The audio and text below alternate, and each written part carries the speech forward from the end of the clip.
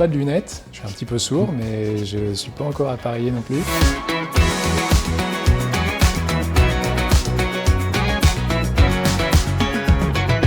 Quand est-ce que vous arrivez chez Chris Group et pourquoi?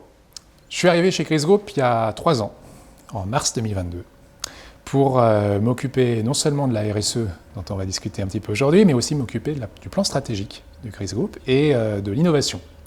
3 sujets qui n'en sont qu'un. Il s'agit de penser la transformation de l'ensemble de l'entreprise. Et non seulement de l'entreprise, mais de la filière en tant que telle.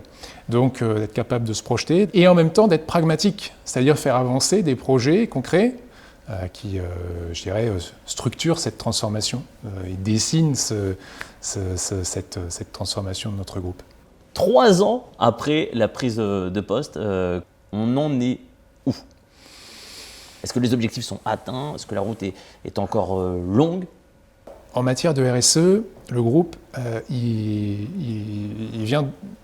est engagé depuis longtemps en faveur de la fabrication française, en faveur aussi de la qualité de vie au travail de ses collaborateurs, de la formation.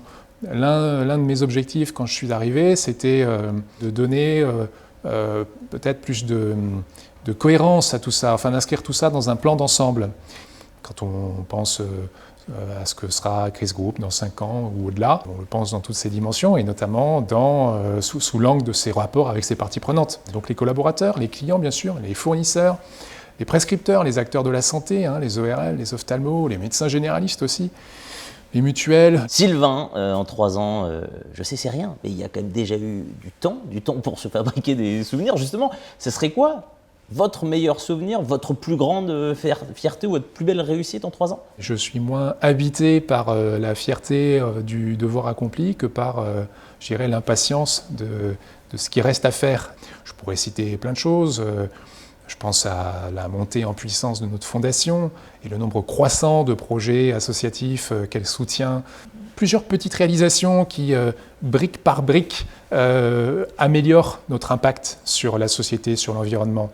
Notre métier de distributeur et notre leadership sur notre secteur de l'optique et de l'audition nous oblige d'une certaine manière à mener la transformation de l'ensemble de la filière, à aider nos fournisseurs à être eux-mêmes plus responsables dans la fabrication de leurs produits, dans les conditions de travail de leurs collaborateurs et des collaborateurs de leurs fournisseurs, dans leur impact environnemental, et valoriser ça auprès des clients. Le cœur de notre mission en matière de RSE, il se trouve là en fait. Pour terminer, Sylvain, est-ce qu'on peut dire aujourd'hui que Chris Group est responsable, que vous et l'ensemble des collaborateurs formez une génération responsable? Moi, je suis frappé de voir que nos associés, nos administrateurs ont vraiment, et je pense depuis longtemps, le souci de co-créer de la valeur en fait, avec les parties prenantes. De construire un modèle qui a le souci du collectif, en fait, qui a le souci de l'intérêt de tous ceux qui y participent. C'est ce qui fait que, oui, je pense, on peut dire que Chris Group est une génération responsable.